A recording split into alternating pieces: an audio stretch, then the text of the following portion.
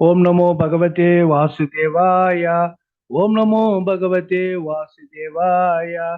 ओम नमो भगवते वासुदेवाय। ஸ்ரீ சைத்தன்யா சரிதாமிர்தம் ஆதிலீலை பாகம் 1 அத்தியாயம் 1 ஆன்மீக ஆச்சாரியார்கள். ஸ்ரீ சைத்தன்ய மகாபிரபு என்பவர் ஸ்ரீ ராதையும் கிருஷ்ணரும் இணைந்த தோற்றமே அன்றி வேறு அல்லர். அவர் ஸ்ரீல ரூப கோஸ்வாமியின் அடிச்சோடுகளை பிறராது கவனமாக பின்பற்றும் பக்தர்களின் உயிராவார். ஸ்ரீல ரூப கோஸ்வாமியும் ஸ்ரீல சனாதன கோஸ்வாமியும் தமது வாழ்வின் ஆரம்ப நிலையில் விஸ்வாம்பரர் என்று அறியப்பட்ட ஸ்ரீ கிருஷ்ண சைத்தன்ய மகாபிரபுவின் அந்தரங்க சேவர்களில் மிகவும் முக்கியமானவராக செயல்பட்ட ஸ்ரீல ரூப தாமோதர கோஸ்வாமியின் 2 முக்கிய சீடர்களாவார். ஸ்ரீல ரூப கோஸ்வாமி நேரடி சீடர் ஸ்ரீல ரகுநாத தாச கோஸ்வாமி. ஸ்ரீல ரூப கோஸ்வாமி மற்றும் ஸ்ரீல ரகுநாத கோஸ்வாமியின் நேரடி சீடரான ஸ்ரீல கிருஷ்ணதாச கவிராஜ கோஸ்வாமியே ஸ்ரீ சைத்தன்ய சரிதாமிரத்தின் ஆசிரியர் ஆவார். ஸ்ரீல கிருஷ்ணதாச கவிராஜ கோஸ்வாமி நேரடி சீடர் ஸ்ரீல நரோத்தம தாச தாகூர். அவர் நரோத்தமர். ஸ்ரீல விஸ்வநாத சக்கரவர்த்தியை தமது சேவகராக ஏற்றுக்கொண்டார். ஸ்ரீல விஸ்வநாத சக்கரவர்த்தி தாகூர் ஸ்ரீல ஜெகநாத தாச பாபாஜியையும் அவர் ஜெகநாதர். ஸ்ரீல பக்தி வினோத தாக்கூரையும் அவர் பக்தி வினோதர். ஸ்ரீல கௌரி கிஷோர தாச பாபாஜியும் சீடராக ஏற்றுக்கொண்டார். ஸ்ரீல கௌரி கிஷோர் ஓம் விஷ்ணுபாதா ஸ்ரீல பக்தி சித்தாந்த சரஸ்வதி கோஸ்வாமி மகாராஜரின் ஆன்மீக குரு ஆவார். ஸ்ரீல பக்தி சித்தாந்தர் அடியனின் ஆன்மீக குரு ஆவார். யாம் ஸ்ரீ சைத்தன்யா மகாபிரபுவிடம் இருந்து வரும் சீட பரம்பரையை சார்ந்தவர் என்பதால் ஸ்ரீ சைத்தன்யா சரிதாமிரத்தின் இப்பதிப்பில் எமது குறுகிய மூளையினால் புதிதாக உருவாக்கப்பட்ட எதுவும் இதில் இருக்காது. மாறாக இப்பதிப்பு சாக்ஷாத் இறைவனால் ஆதியில் உண்ணப்பட்ட உணவின் மீதியே. பகவான் ஸ்ரீ சைத்தன்ய மகாபிரபு பௌதிக தளத்தின் முக்குணங்களை சார்ந்தவர் அல்லர். அவர் உயிர்வாழியின் பக்குவமற்ற புலனுணர்வின் எல்லைக்கு அப்பாற்பட்ட திவ்யமான தளத்தை சார்ந்தவர். ஒருவர் வெளியுலக வாழ்வில் தலை சிறந்த அறிஞராக இருந்தாலும் அவர் தெய்வீக ஒளியை அனுகூலமான மனோபாவத்தில் ஏற்றுக்கொள்வதற்கு தம்மை ஒப்படைக்காவிடில் அவரால் திவ்யமான தளத்தை அணுக இயலாது. ஏனெனில் அத்தகு மனோபாவத்தில் மட்டுமே ஸ்ரீ சைத்தன்யா மகாபிரபுவின் செய்தியை உணர முடியும். எனவே இந்நூலில் விவரிக்கப்பட்டுள்ள கருத்துக்களும் மந்தமான மன அனுமானத்தின் பழக்க தோஷத்தினால் படைக்கப்படும் அனுபவ எண்ணங்களுக்கும் எவ்வித தொடர்பும் இல்லை. இந்நூலின் கருப்பொருள் ஒரு மன கற்பனை அல்ல, மாறாக மேலே குறிப்பிடப்பட்ட சீட பரம்பரை ஏற்பதால் மட்டுமே உணரப்படக்கூடிய உண்மையான ஆன்மீக அனுபவம் ஆகும். ஸ்ரீ சைத்தன்யா சரிதாமிரதத்தை படிப்பவர் இப்பரம்பரையில் இருந்து சற்று விலகினாலும் இதன் ரகசியங்களை புரிந்து கொள்வதில் குழப்பம் அடைவார். உபநிஷத்தங்கள், வேதாந்த சூத்திரம், அவற்றின் இயற்கையான வியாக்கியானங்களான ஸ்ரீமத் பாகவதம், பகவத்கீதை முதலியவை அனைத்தையும் உணர்ந்து அதன் பின்னர் உயர்கல்வி கற்க விரும்புவோருக்கு இந்த திவ்யமான இலக்கியம் பொருத்தமானதாகும். ஸ்ரீ சைத்தன்யா சரிதாமிரத்தின் இப்பதிப்பு பூரண சத்தியத்தினை உண்மையாக நாடக்கூடிய தீவிரமான அறிஞர்களுக்காக வழங்கப்படுகிறது. இந்நூல் மன அனுமானத்தில் செயல்பட்டு தன்னுடைய அகந்தியை வெளிப்படுத்துபவரின் பண்டிதத்துவம் அல்ல, மாறாக உயர்ந்த அதிகாரியின் கட்டளையை நிறைவேற்றுவதற்கான உண்மையான முயற்சியாகும். அந்த உயர்ந்த அதிகாரிக்கான சேவையே இந்த பணிவான முயற்சியின் உயிர் மூச்சாகும். இந்நூல் சாஸ்திரங்களில் இருந்து துளியும் பிறழ்வது இல்லை என்பதால் சீட பரம்பரையில் செவியுறுதல் என்னும் எளிய வழிமுறையினை பின்பற்றி இதன் சாரத்தை எவரும் உணர இயலும். ஸ்ரீ சைத்தன்யா சரிதாமிரத்தின் முதல் அத்தியாயம் பூரண உண்மையை விளக்கும் 14 சமஸ்கிருத ஸ்லோகங்களுடன் தொடர்கின்றது. அடுத்த 3 சமஸ்கிருத ஸ்லோகங்கள் விருந்தாவனத்தின் முக்கிய விக்கிரங்களான ஸ்ரீ ராதா மதன மோகனர், ஸ்ரீ ராதா கோவிந்த தேவர், ஸ்ரீ ராதா கோபிநாதர் ஆகியோரை விளக்குகின்றது. 14 ஸ்லோகங்களின் முதல் ஸ்லோகமானது பரம உண்மையை முழுமையாக பிரதிபலிக்கின்றது. உண்மையில் முதல் அத்தியாயம் முழுவதுமே இந்த ஒரு ஸ்லோகத்துக்கு அர்ப்பணிக்கப்பட்டுள்ளது. இந்த ஸ்லோகம் சைத்தன்ய மகாபிரபுவை 6 வேறுபட்ட தெய்வீக தோற்றங்களில் வர்ணிக்கின்றது. அந்த தெய்வீக தோற்றங்களில் ஆன்மீக குரு முதலாவதாக விளக்கப்படுகிறார். அவர் தீட்சை அளிக்கும் குரு, உபதேசம் அளிக்கும் குரு என்று 2 முக்கிய பகுதிகளாக தோன்றுகிறார். அவர்கள் இருவரும் பரம உண்மையின் சிறப்புமிக்க தோற்றங்கள் என்பதால் அவர்களுக்கு இடையில் வேறுபாடு இல்லை. அடுத்ததாக பக்தர்கள் விவரிக்கப்பட்டுள்ளனர். அவர்கள் பயிற்சியாளர்கள், பண்பட்டவர்கள் என்று 2 பிரிவாக பிரிக்கப்பட்டுள்ளனர். அடுத்ததாக பகவானிடம் இருந்து சற்றும் வேறுபடாத அவதாரங்கள் விளக்கப்பட்டுள்ளன. அவர்கள் பகவானின் சக்தியை பெற்று அவதாரங்கள், குண அவதாரங்கள், சொந்த அவதாரங்கள் என்று 3 பிரிவில் கருதப்படுகின்றனர். இவர்களை பற்றி விளக்குகையில் பகவான் ஸ்ரீ கிருஷ்ணரின் நேரடி தோற்றங்களும் தெய்வீக லீலைகளுக்கான அவரது தோற்றங்களும் கூட விவாதிக்கப்பட்டுள்ளன. அடுத்ததாக பகவானின் சக்திகள் விளக்கப்பட்டுள்ளனர். அவர்கள் வைகுண்டத்தில் உள்ள துணவியார், துவாரகத் தாமத்தில் உள்ள ராணியார், எல்லாரையும் விட உயர்ந்தவர்களான பிரஜகோபியர் என்று 3 முக்கிய தோற்றங்களாக கூறப்பட்டுள்ளன. இறுதியாக இவ்வெல்லா தோற்றங்களுக்கும் ஆதி மூலமாக திகழும் சாக்ஷாத் முழு முதற் கடவுள் விளக்கப்படுகிறார். பகவான் ஸ்ரீ கிருஷ்ணரும் அவரது முக்கிய விரிவுகளும் முழுமுதற் கடவுள் என்னும் பிரிவினுள் அடங்குவார். அவர்கள் அனைவரும் சக்திகளுக்கு ஆதாரமான பரம உண்மையாக கருதப்படுகின்றனர். அவரது நித்திய துணைவர்களான பக்தர்களோ அவரது சக்திகள் ஆவார். சக்தியும் சக்திமானும் அடிப்படையில் ஒன்றே. இருப்பினும் அவர்களது செயல்கள் வேறுபட்ட முறைகளில் வெளிப்படுவதால் ஒரே சமயத்தில் அவர்கள் ஒன்றுபட்டவர்களும் வேறுபட்டவர்களும் ஆவார்.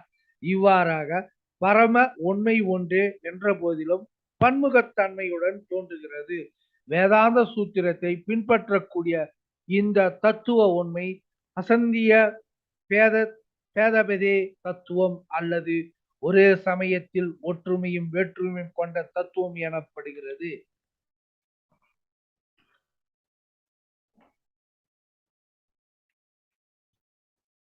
மேற்கூறிய ஆஸ்திக உண்மைகள் ஆதாரமாக கொண்டு இந்த அத்தியாயத்தின் பிற்பகுதியில் ஸ்ரீ சைத்தன்ய மகாபிரபு மற்றும் ஸ்ரீல நித்யானந்த பிரபுவின் தெய்வீக நிலைகள் விளக்கப்பட்டுள்ளன. ஸ்லோகம் 1.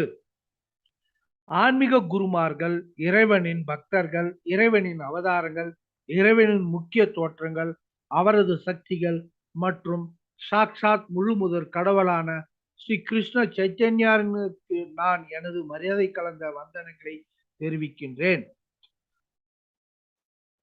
ஸ்லோகம் 2. நான் எனது மரியாதை கலந்த வந்தனங்களை சூரியனையும் சந்திரனையும் போன்ற ஸ்ரீ கிருஷ்ண சைத்தன்யருக்கும் நித்யானந்த பிரபுவிற்கும் தெரிவிக்கின்றேன். அறியாமை இருளை அகற்றி அனைவருக்கும் அற்புத நன்மைகளை வழங்குவதற்காக அவர்கள் கௌட தேசத்தின் கீழ்வானில் ஒரே சமயத்தில் உதித்துள்ளனர். ஸ்லோகம் 3.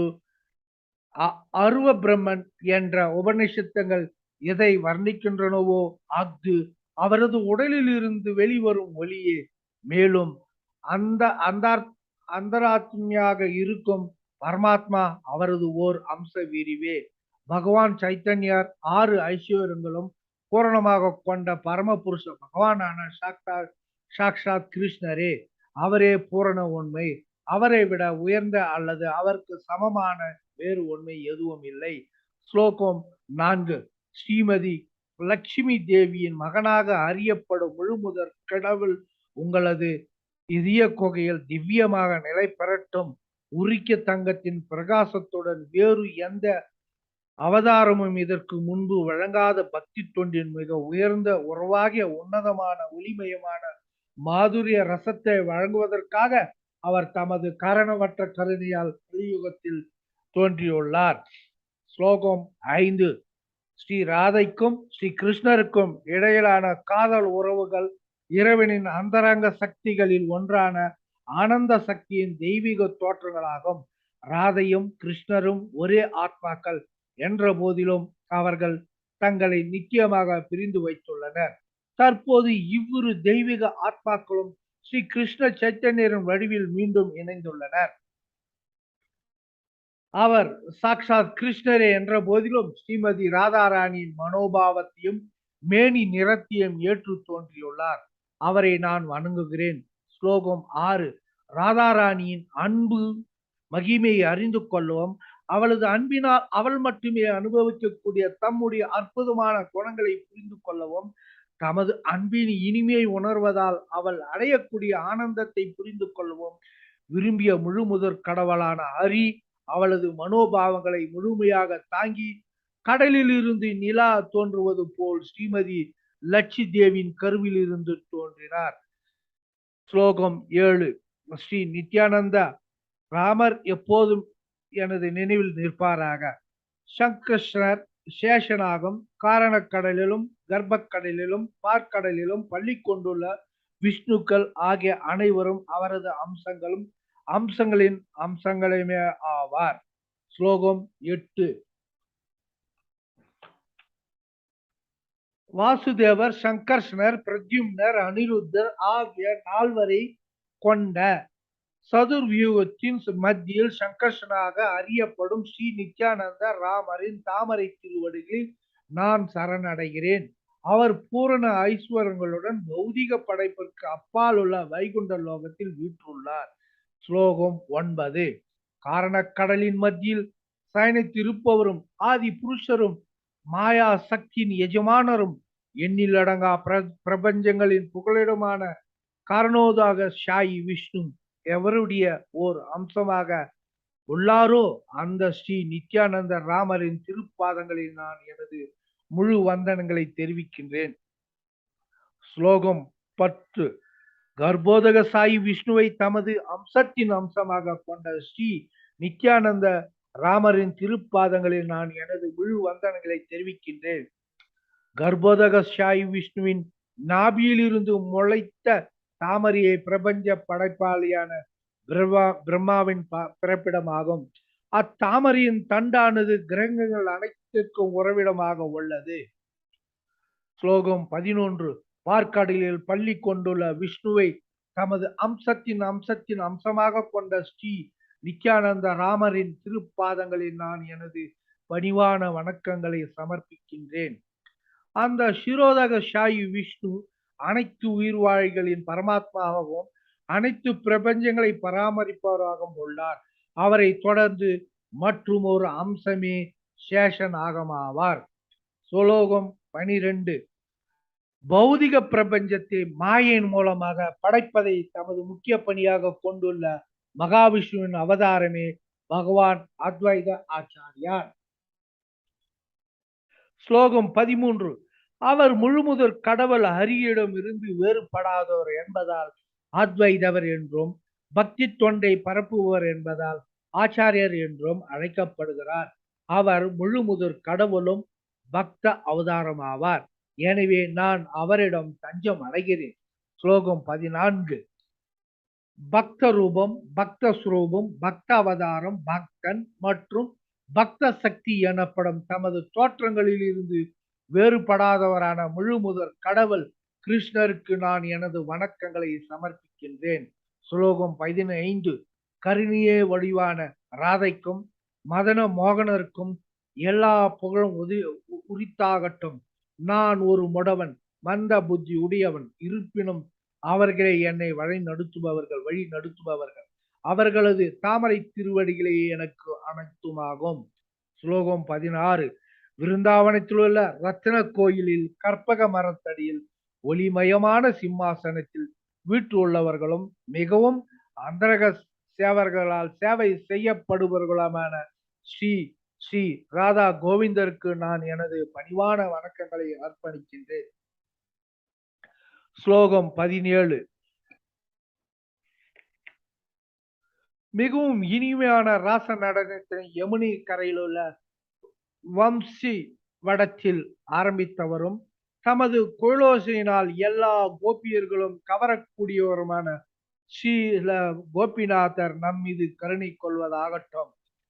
ஸ்லோகம் 18. ஸ்ரீ சைத்தன்யருக்கும் நித்யானந்தருக்கும் எல்லா புகழும் உரித்தாகட்டும்.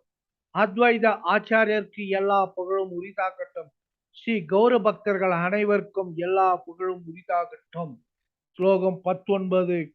பிருந்தாவனத்தின் இம்மூன்று விக்கிரங்கள் மதனமோகனர், கோவிந்தர் மற்றும் கோபிநாதர் கௌடிய வைஷ்ணவர்களின் சைத்தன்ய மகாபிரபு பின்பற்றுவர்களின் உள்ளத்தையும் உயிரையும் கவர்ந்தவர்கள் எனது இதயநாதர்களாக இருப்பதால் நான் அவர்களின் தாமரை திருவடிகளை வழிபடுகிறேன். ஸ்லோகம் 20. இந்நூலில் ஆரம்பத்தில் ஆன்மீக குரு, பகவானின் பக்தர்கள், முழுமுதற் கடவுள் ஆகியோரை ஸ்மரணம் செய்து அவர்களின் ஆசியை வேண்டியுள்ளேன். ஹரே கிருஷ்ணா. இதன் தொடர்ச்சியை நாளை பார்க்கலாம்.